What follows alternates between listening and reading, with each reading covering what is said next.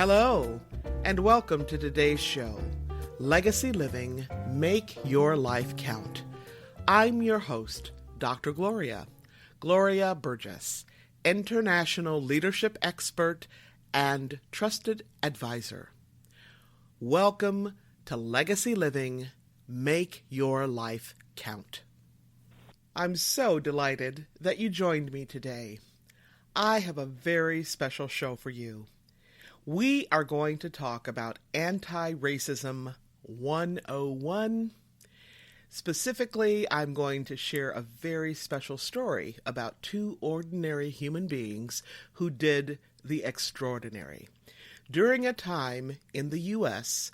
when relations between whites and African Americans were pretty grim. Now, some of you are probably saying, well, they still are pretty grim.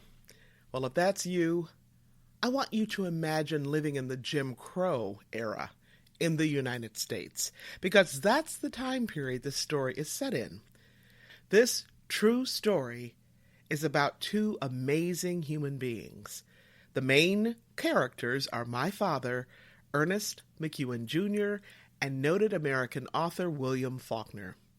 Yes, that William Faulkner, Nobel laureate and Pulitzer Prize-winning author. I'm going to share their life-changing stories through a book that I wrote called Pass It On. It's a visual book, a picture book for adults and children. And I want to share this story with you so that you can share the story with others. Now, you can share the story by using this show, this podcast, and by buying my book and reading it to and with your children, your neighbor's children, your mom, your dad, your sisters, your brothers, and anyone else you care about and love. So as I mentioned, it's a picture book, and as I read the story, I hope you can actually visualize the beautiful, vibrant pictures on each page as I share this amazing story.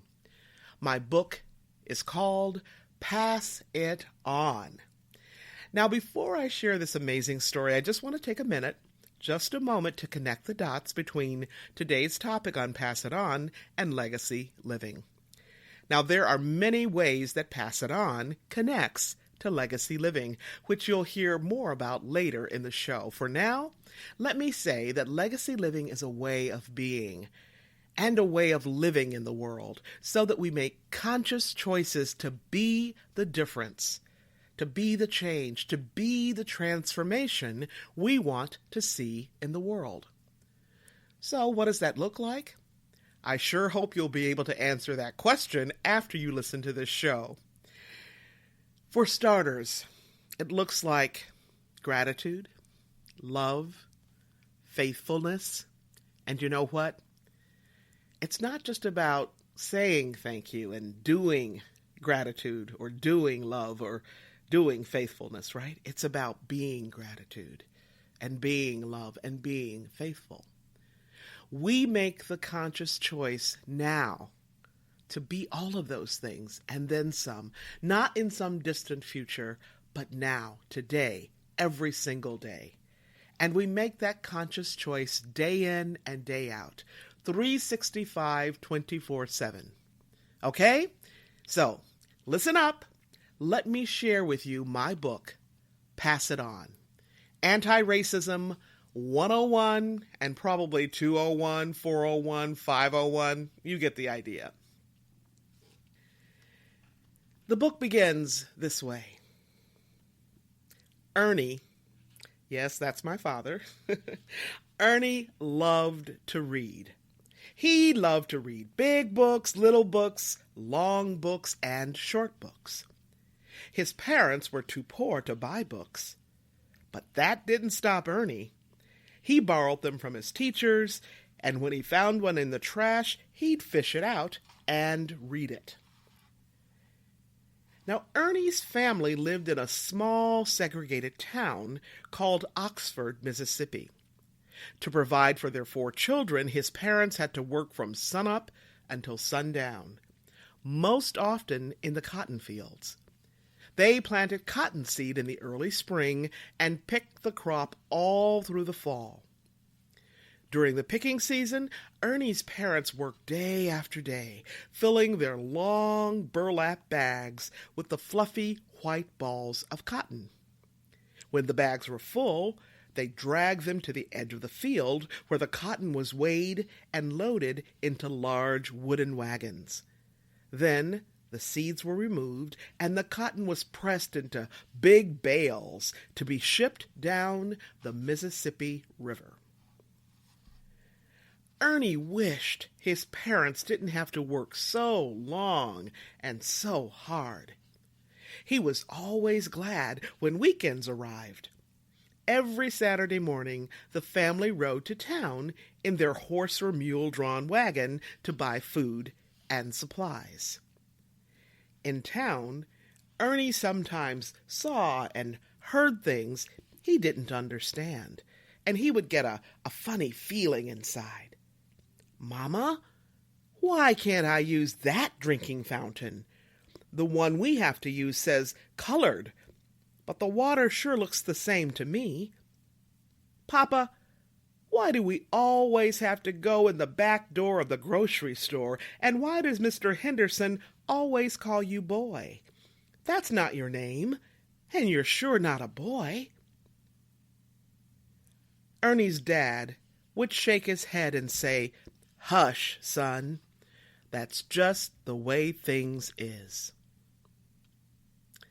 As usual, on the long ride home, Ernie's nose was buried in a book. He was reading one of his favorites, a book about buildings and how they were put together. "Someday, I'll build my very own house," he told his mother. "You and Papa can come live with me. We'll even have running water." His mother just looked at him with tired, loving eyes and said, "Oh, Junior, you are such a dreamer." You'll see, Mama. Someday I'll even go to college. You'll see." But how? Even as a young boy, Ernie knew that very few blacks were able to go to school, let alone college. He also knew that going to college would cost a lot of money.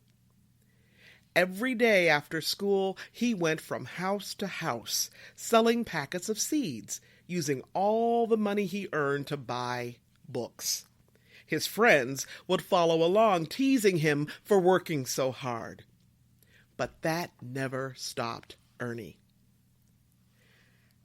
As he grew older, Ernie was determined to hold on to his dreams, even though his friends thought reading was a waste of time.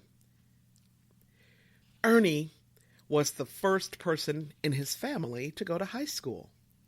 While he was there, he met Millie, a bright girl with a loving smile who didn't make fun of his ideas. They spent hours talking and laughing and sharing their dreams. As time passed, they fell deeply in love and decided to marry. When the young couple had their first child, a precious little girl, they named her Doris Ann. Before long, they were blessed with two more beautiful little girls, Annie Ruth and Gloria Jean. Even though Ernie now had a family to support, he still held on to his dream of going to college. One Saturday morning, he was in town sharing news with friends when one of his buddies called out, "Hey, Ernie, did you hear? They're looking for someone to take care of those big, fancy buildings at the university." "Ole Miss? Oh, I'd give anything to have a job there." Ernie knew that work at the university was steady and the pay was better than most places. It was just the kind of job he needed to move closer to his dreams. Ernie woke up bright and early on Monday morning. He put on his best shirt and pants, laced up his black leather shoes, then walked through town to Ole Miss. A janitor's position was open, and he was hired right on the spot. Now, Ernie took great pride in his work. and believed that whatever the task, he should always do his very best. He polished the floors until they glowed. He scrubbed the toilets until they were spotless, and washed the windows until they sparkled. While working at Ole Miss, Ernie's love for learning grew stronger than ever. He went to work early and stayed late to read newspapers, books, old magazines, anything he could find. Several of the teachers noticed Ernie reading day after day. One morning, a kind gentleman named Dr. Guess offered to let the young man use his office before and after work. Ernie was grateful to have a quiet place to read. Early one morning, while he was reading, Ernie heard the office door open. He looked up, expecting to see Dr. Guess. Instead, a total stranger walked in. The man wore a hat, a bow tie, and a tan-colored suit. His brown shoes were polished to a shine. "You must be Earnest McEwen," he said. Ernie quickly stood up and put down his book, surprised that this man knew him by name. "Dr. Guess has told me about you. He says that you work hard, read anything you can get your hands on, and have a burning desire to go to college." Now, Ernie had no idea why Dr. Guess had told this stranger so much about him, but he nodded in agreement. "I love my job here at Ole Miss, sir, but I'd give anything to attend college myself." "Well, I admire your drive and determination," the man said. "My name is Dr. Love."